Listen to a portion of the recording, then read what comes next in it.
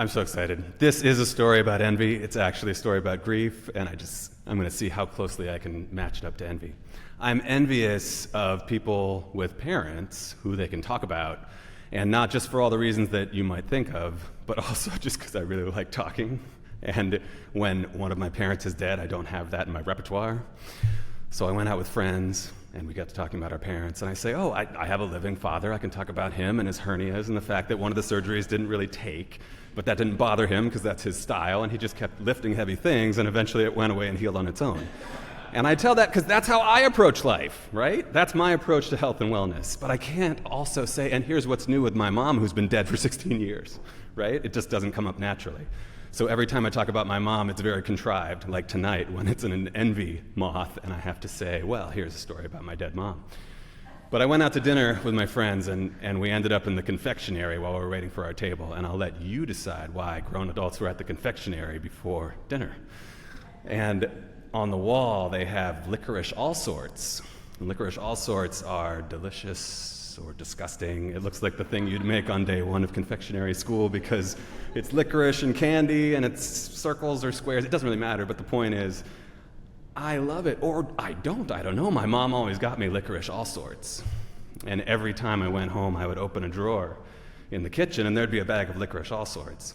And the week I went home after she died, I opened the drawer, and the bag was there, and I thought, I knew it.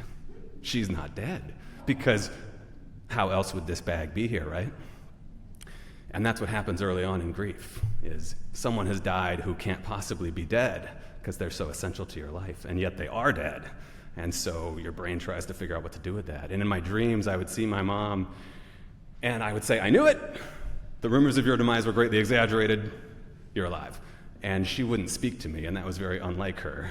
And then that's my subconscious saying, no, that you have to get through denial and get to acceptance, because that's what successful grieving looks like, is once you have acceptance, and then you're not thinking about your dead parent anymore, and that's good. And so you're all thinking, is this healthy or is this not, that he is obsessing about his mom? And you make your own decisions there. So that could be the end of the story, right? I've reached acceptance, or I haven't. But then I watched Andrew Garfield, who was Spider-Man, but also he was Jonathan Larson in Tick, Tick, Boom. Jonathan Larson famously died. And so Andrew Garfield was talking about playing this role, and he was saying, I have continued singing his unfinished song. And he also talks about his own mom, and he says, just by being here, just by existing, I'm singing her unfinished song. And I thought, oh, great, I can get away with this. Like, if I figure out what the unfinished song is, then I can tell a story about my dead mom like Andrew Garfield did. And it might have nothing to do with the fact that he is Spider-Man and I am not. But guess what? Neither are you. Not one of you is Spider-Man, right? But you probably have dead parents. I'm sorry if you do have dead parents, but if it does interest you, if this is a thing that you aspire to be able to have dead parents come up naturally in conversation, I challenge all of you to figure out what the unfinished song is. Okay, so here's my mom's. In the drawer, with the licorice all sorts, there are these envelopes that I ignored for 16 years because they're just envelopes, and they're transparent. And in the last days of her life, I don't know why she wrote these questions and put them in transparent envelopes, because I think she might have thought, and she was right, that I would be looking around for the licorice, and I would miss an opaque envelope and I wouldn't open it.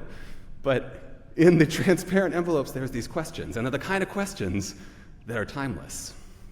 The questions like, what do you think about when you lie awake at night? And what's the next great goal on your life's to-do list? And what's going on with your spirituality? And when I took the time to actually look at these cards and think, what are the answers to these? She was a speech therapist, and so her whole life was dedicated to helping people say their piece, to figure out, these were children, and their piece was like, I'm hungry.